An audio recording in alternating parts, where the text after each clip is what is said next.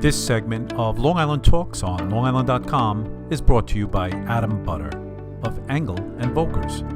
Follow your dream. Home. Hi, everybody. Kevin Wood on Long Island Talks, exclusively distributed on LongIsland.com. We're continuing our Chefs in a Pandemic series. As promised, I'm now in Nassau County, on the south part of Nassau County. We talked to Craig Atwood last week, and now we're with Michael Ross of Pearl Restaurant. Hey, Kevin, how are you? Good, Michael. How you doing? Great. Thanks for having me. I hope you're well, and those who you associate with, your family and everyone. Yeah, I have those. I have those stories, but nobody, really concentrically close to me. But guys our age, not doing well in some cases. Yeah, so absolutely. we're all thankful to try to get through the reality of this.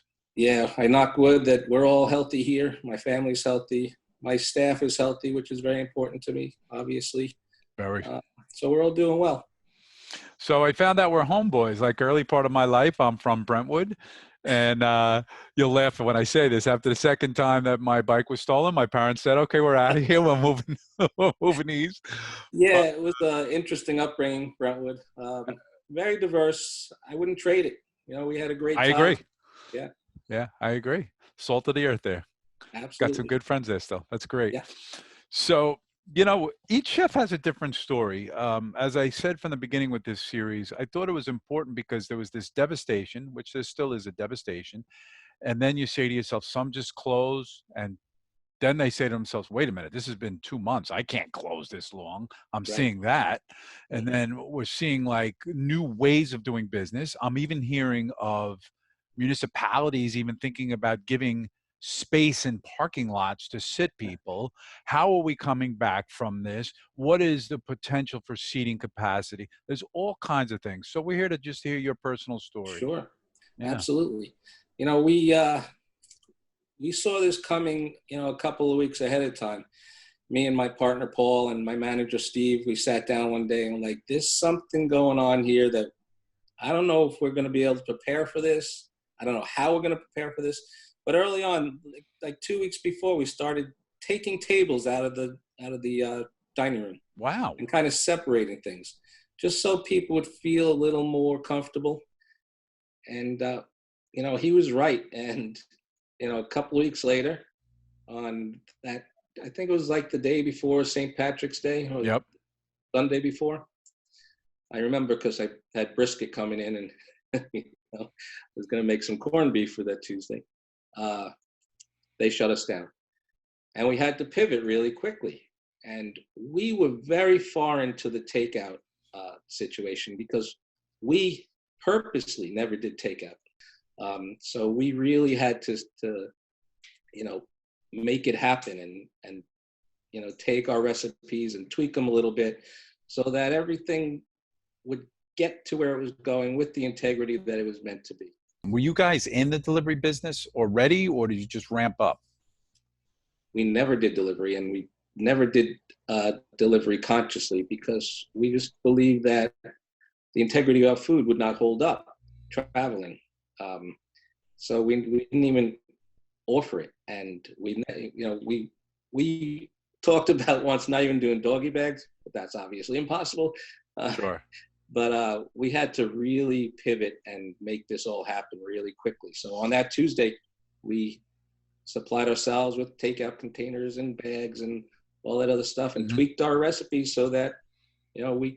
You could live to see another day. Really? That's what to live to see another day, to get back to that experiential aspect of what drew you to the business to begin with, I'm sure. Let's go back to happier times in February for a second. In February, like what would a typical person experience at Pearl? Pearl and I. That was a long time ago. Yeah. Well, Pearl was a full service restaurant. People say we specialize in seafood. Okay, I'll accept that. But we had, we did a lot of other items. We had great prime steaks and, pastas, and it was a upscale American restaurant. We tried to keep it casual to the diner. We didn't want a stuffy place. So it was a nice, casual, upscale place.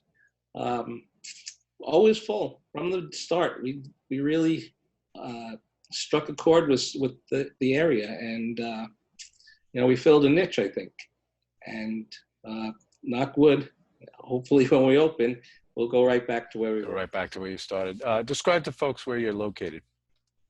We are in Island Park on Austin Boulevard, so we're just about half a mile or so north of Long Beach, and Gotcha. about a couple of miles south of Rockville Center. Perfect. So right around there.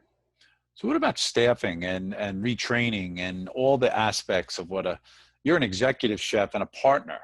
So that means you're in the game, so to speak. You're not going anywhere, right? Right. Well, luckily, we've been able to keep most of our kitchen staff on, and that was our intention from the beginning of this. We knew we weren't going to make any money, so our focus was to keep our staff employed. So the kitchen staff pretty much is intact.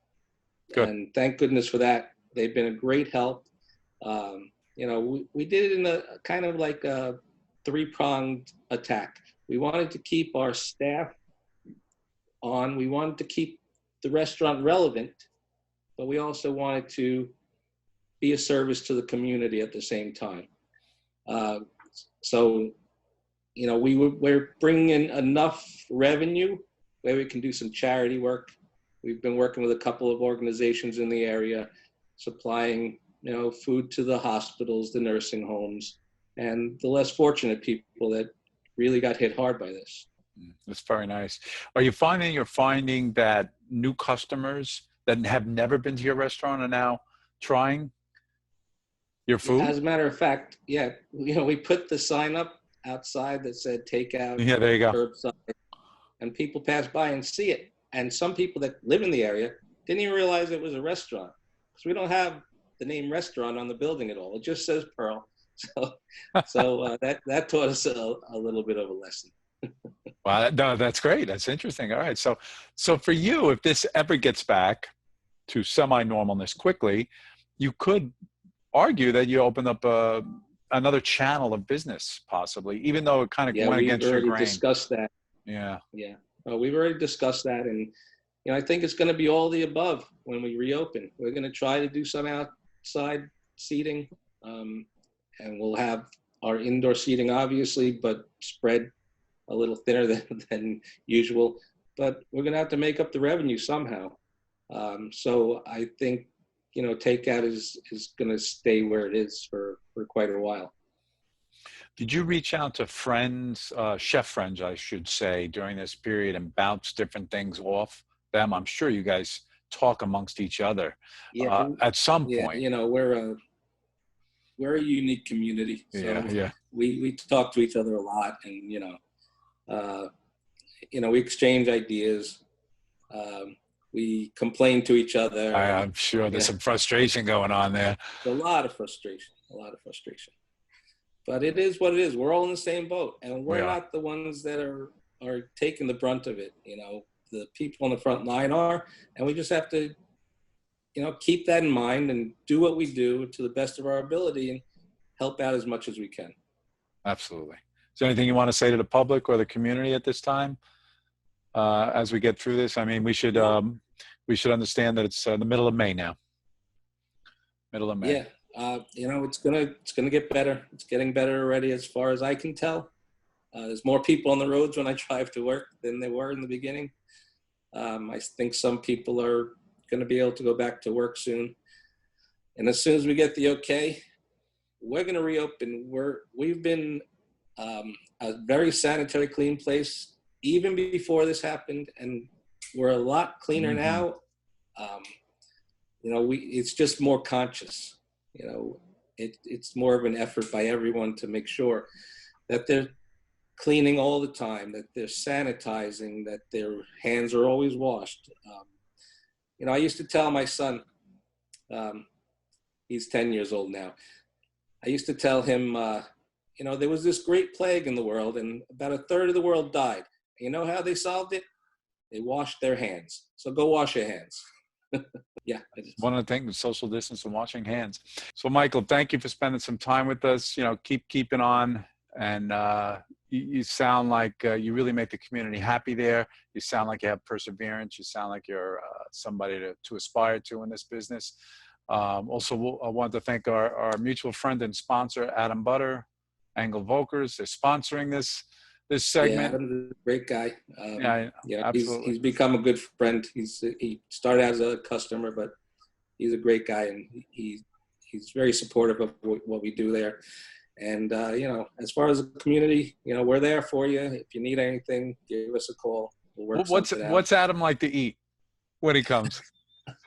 Come on, you can tell me. Is he a seafood guy? Actually, it varies. He's pretty he's pretty diverse. He'll good. Yeah, he's good. He's a good customer. So let's have something to look forward to when things get better, which I think they will real soon. We'll be in to say hello to you. Please come see us. Thanks, Michael. Keep in touch. Let us know how you're doing. All right. Thank you, Kevin. Have a Take good care. day. Bye-bye.